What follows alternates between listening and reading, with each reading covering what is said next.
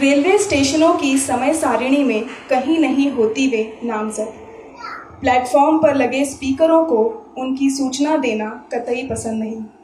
Station के बाहर खड़े साइकिल रिक्शा, ऑटो, टांगे वालों को कोई फर्क नहीं पड़ता उनके आने या जाने से।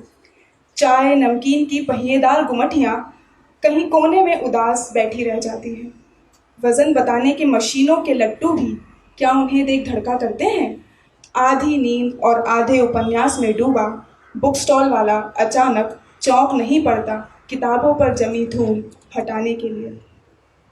मालगाड़ियों के आने जाने के वक्त पूरा स्टेशन और करीब करीब पूरा शहर पूरी तरह याददाश्त खोए आदमी सा हो जाता है। और इस सौतेले रवैये से घायल हुई आत्मा के बावजूद अपनी पीड़ा को अव्यक्त रखते हुए वे तय करती रहती हैं तमाम दूरियां। भारी भरकम माल असबाब के साथ ढोती हैं दुनिया की ज़रूरतें और ला लाकर भरती हैं हमारा खालीपन। पैसेंजर ट्रेनों से पहले चल देने की गुस्ताखी कभी नहीं करेंगी वे। पीढ़ियों की दास्तां ने उन्हें इतना सहनशील और खामोश बना दिया है। दो प्लेटफॉर्मों के बीच छूटी सुनसान पटरियों पर अंधेरे में आकर जब चुपचाप गुजर जाती हैं तब उनकी ज़िंदगी दुनिया के तमाम मज़दूरों की कहानी लगती है। एक सी अनाम, एक सी उपेक्षित और एक सी इतिहास के पन्नों से खारिज। तो इनकी इस कविता में सबसे अच्छी बात जो मुझे लगी वो ये थी कि हम लोग कितनी बार रेलवे स्टेशन जाते हैं और हमने कितनी ही बार मालगाड़ियों को देखा भी है, और जैसा कि उन्होंने बताया उसकी हमेशा ही हमने शायद उपेक्षा की है। लेकिन उन्होंने इस छोटे से बिंब और छोटे से प्रतीक का प्रयोग करके कैसे मजदूरों की कहानी कही है कि वे भी इसी तरह उपेक्षित हैं और अनाम हैं। हेमंत जी की अगर आप सारी कविताएं देखेंगे तो एक चीज़ जैसा कि अमित जी ने बताया उन्होंने बच्चों पर बहुत लिखा है, और दूसरा आप ये चीज़ देखेंगे कि उनकी कविताओं में बहुत अच्छे बिंब और प्रतीक मिलते हैं और उन्होंने बहुत छोटी से छोटी चीज़ों से बिंब या प्रतीक उठाए हैं। और ऐसा पर्सनली उनका मानना है कि अगर वो कुछ लिख रहे हैं और उसमें कोई नया बिंब अगर उन्होंने नहीं जोड़ा तो शायद वो कविता की व्यर्थता है। इसीलिए जैसे अगर हम लोग चांद पर लिखेंगे तो हम उसे कभी प्रेमिका से जोड़ेंगे या कभी प्रेमिका को चांद से जोड़ेंगे, लेकिन उन्हें चांद एक पक्षी की बीट जैसा दिखता है। तो उन्होंने हर चित्र में एक नया चित्र खोजा है और वो चित्र हमारी दुनिया से अलग नहीं है, हमारी दुनिया में ही है, लेकिन एक नया चित्र उकेरा है। उनके 2 संग्रह प्रकाशित हुए हैं। पहला संग्रह है हमारी उम्र का कपास धीरे धीरे लोहे में बदल रहा है, जो कि उनकी कविता का शीर्षक भी है, और दूसरे संग्रह का नाम है गुलमकई। पहले संग्रह को उन्होंने 2 उपखंडों में बांटा है, और पहला उपखंड ही है समुंदर बचपन में बादल था। उसमें कम से कम 28 से 29 कविताएं उनकी ऐसी हैं जो बच्चों पर या बच्चों की नज़रों से दुनिया को देखते हुए या फिर बच्चों के लिए लिखी हुई कविताएं हैं। उनका ऐसा मानना है कि पर्सनली उनको ऐसा मानना है कि उनका बचपन और बच्चों के प्रति दायित्व है, और उनकी कविताओं में क्योंकि वो बच्चों पर लिख रहे होते हैं तो वो वात्सल्य उनकी कविताओं के शीर्षकों से भी झलकने लगेगा। जैसे हम किसी छोटे बच्चे को अगर देखते हैं तो उसे लाड़ से कह देते हैं, अरे मेरी चिंपू, मेरी बाबू, या जो भी। तो उनकी कविताओं के हर शीर्षक ऐसे ही है कि ये चिंपू कली के लिए लिखा है, ये सोई गोली के लिए लिखा है। नहीं, गोली शायद उसका नाम होगा और सोती हुई गोली ऐसा शायद उनका कहना होगा। और उनका ऐसा मानना है इस चीज़ को लेकर, चित्रों को लेकर खास तौर पर, कि जब हम किसी चीज़ को, से फॉर एग्जांपल ये कैमरा हमारे सामने है, तो जब अभी हम इसमें रिकॉर्ड हो रही हूँ तो वह मैं रिकॉर्ड हो रही हूँ। शायद किसी और एंगल से देखेंगे तो केवल इंसानों के सर दिखेंगे, शायद और ऊंचाई वाले एंगल से देखेंगे तो कुछ टिमटिमाते से तारे दिखेंगे। तो उन्हें ऐसा लगता है कि मुझे चीज़ों को हर एंगल से देखने की कोशिश करनी चाहिए, और अधिकतर वो बच्चों की एंगल से चीज़ों को देखते हैं। तो उनकी कविता है चितुर पितुर, जो उन्होंने डुम्पू के लिए लिखी है। आड़ी तिरछी गोल चौकोर लकीरें, इनमें छुपी भाषा की तकदीरें। यह अनाम, अरू, अजाना ढेर जो चित्रा है, दरअसल अनंत का बिंदुपन है, उद्गम है समुद्र का।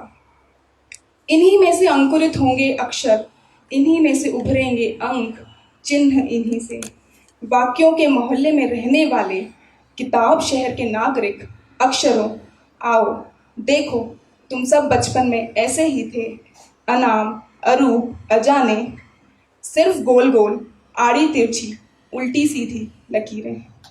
तो जैसा उन्होंने इस कविता में बताया कि अक्षर बचपन में वही स्क्रिबल्स या वही चित्र पित्र थे जो बच्चे हम लोग देखते हैं कि करते हैं। हेमंत देवलेकर, जैसा कि अमित जी ने बताया कि वे एक रंगमंच में कार्यरत हैं।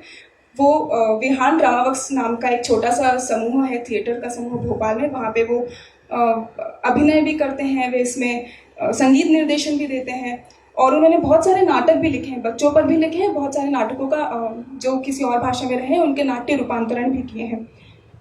एक उनकी कविताओं में, क्योंकि वो संगीत से जुड़े रहे हैं, तो उनकी कविताओं में कुछ कुछ कविताएं ऐसी हैं, जैसा कि आपने देखा कि वो मुक्त छंद कवि हैं, पर कुछ कुछ कविताएं ही ऐसी हैं जिसमें गीतात्मकता है, और अधिकतर कविताओं में थोड़ी ध्वन्यात्मकता है। एक कविता उनकी ये है, बाल कबीले का लोकगीत, और इसमें इन्होंने कोष्टक में लिखा है, बच्चे जो भी भाषा नहीं जानते ध्वनि से हुलसते हैं उनके लिए। अभी कविता एक नॉनसेंस राइम करके एक विधा होती है, जो बांग्ला कविता में फिर भी देखने को मिलती है, पर हिंदी कविता में बहुत कम है, जिसमें केवल ध्वनि हो, उसमें आप अर्थ निकालने की कोशिश करना आपकी बेवकूफ़ी है। और फिर ये तो बच्चों के लिए लिखी गई, तो बच्चों की भाषा की कविता है।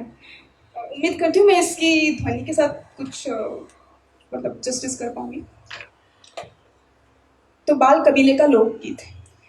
टुइया गुइया ढेंपुला की चुइया, बेंगी पोंगी चिक्कुल भाकी, नपथुन धाकी भुइया, अब्दुन भेला ठुन ठुन केला, बिन भनक कम पुइया, हगनू पटला झपड़ तो बटला, शुकमत टमटम ठुइया, गजगन चिंबू छुकचुन लिंबू, छलबुल टोला ढुइया, टुइया गुइया किन चुलगोला मुइया।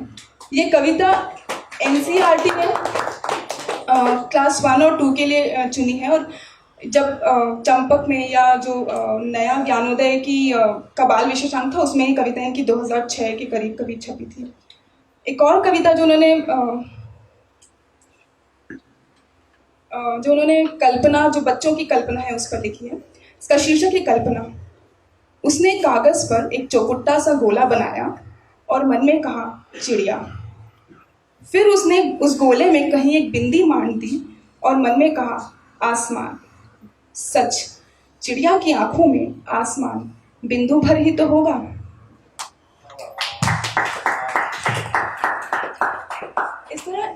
इस तरह हेमंत एक वात्सल्य के कवि भी हैं। अभी तक तो हमने देखा कि उन्होंने बच्चों की निगाहों से कैसे दुनिया को देखा है, पर जब उन्होंने बच्चों पर लिखा है, तो जो उनका वात्सल्य उमड़ा है, उसकी एक कविता है रंग पंचमी। इसके 5 छोटे छोटे टुकड़े हैं, लेकिन मैं 2 ही सुनाऊंगी, तीसरा और चौथा। तो तीसरा। तेरी चोटी में लगा हुआ गुलाबी हेयर क्लिप जैसे नदी पर बनी पुलिया है। सुबह जिस पर से गुजरती है और उस पार जाकर सांझ हो जाती है।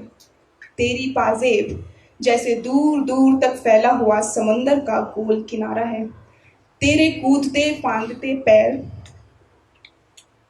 उसमें लहरें उठाते हैं हर पल, और समंदर का गोल किनारा कभी खामोश नहीं रह पाता, गाता ही रहता है। तेरे नाक की नथनी जैसे दूज के चांद के चेहरे पर बिंदिया जैसा लकदकाता शुक्र तारा, जिसके टिमटिमाने में सुनाई देता है सितार पर सांझ के पहर का कोई राग। 4। सूरज कुछ और नहीं, रेडियम का एक टुकड़ा भर है, जो तेरी आंख खुलते ही जगमगाने लगता है। उन्होंने नेचर पर भी बहुत लिखा है। जैसे उनका एक कविता है पेड़ों का अंतर्मन, जिसमें उन्होंने ये लिखा है कि किस तरह पेड़ जो अब कटकर दरवाजे बन चुके हैं, लेकिन बारिश के कारण वो फूल जाते हैं, तो जब वो फूल चुके हैं बारिश के कारण, तो कैसे उनमें फिर से उनका वो जीवन वापस आया और वो कैसे अपने आप को हरा होते हुए देखते हैं। ये भी मैं अभी नहीं सुना रही हूँ। नेचर के लिए उनकी एक दूसरी कविता मुझे ज़्यादा पसंद है, क्योंकि वो भोपाल में रहते हैं, और भोपाल जो झीलों की नगरी, उन्होंने झील पर भी बहुत लिखा है, और पचमढ़ी या इन चीज़ों को लेकर भी बहुत लिखा है। ऐसी ही एक वहाँ पर छोटा सा घूमने वाला स्थल है जिसका नाम है देनवा दर्शन। इसने भी देखी, और बाकी आप सारी कविता में नोटिस करेंगे कि उन्होंने बिंबों का या जो छोटे छोटे चित्र हैं उनमें कैसे नया चित्र उकेरा है। तो इसका शीर्षक है देनवा दर्शन। पत्थरों के बीहड़ से बह रहा है पानी का उत्साह, रेत की निराशाएं टूट रही हैं। नदी को पार करना, पत्थरों में डूबकर निकलना है। मई के दिनों में खाली सीपियों से निष्प्राण पड़े पत्थर नदी की प्रतीक्षा में है। पत्थरों की सांस है पानी, उनकी रगों में दौड़ती मछलियां पत्थरों की उत्कंठा। नुकीलापन पत्थरों का ब्रह्मचर्य है। उनकी धार को अपनी देह के आवर्त में घेर कर मृदुल और विनम्र बना देगी नदी। वे गृहस्थ होने की कामना में मई के दिनों में सिर्फ पत्थर हैं। उन्होंने प्रेम पर भी कविताएं लिखी, जैसे मैं इन दिनों प्रेम में हूँ या हम दोनों के बीच एक हारमोनियम है। तो इस कविता का शीर्षक है ज्वार।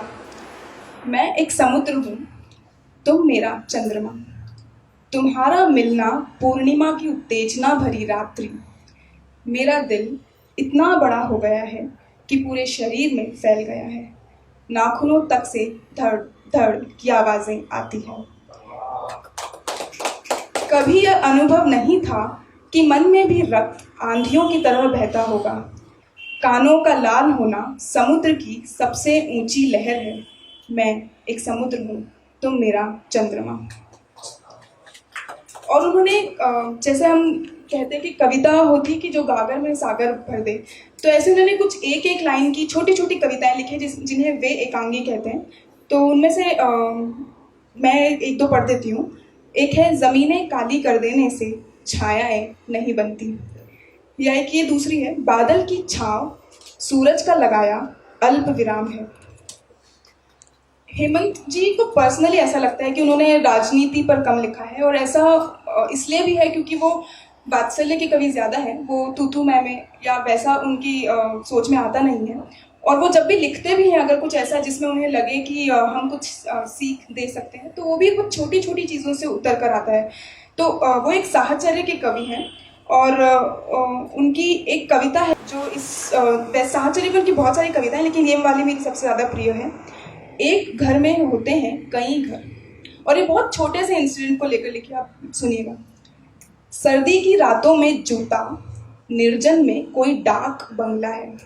सुबह हमें अपने पैरों से ये उम्मीद करना चाहिए कि दस्तक की तरह वे हौले हौले खटखटाएं जूतों को। कड़ी सर्दी से बचने के लिए जूतों में अपना घर बना लेते हैं झिंगुर। एक भरोसा है उनकी नींद। एक घर में होते हैं कई घर। यह दुनिया साझेदारी से चले तो कितनी आलीशान होगी।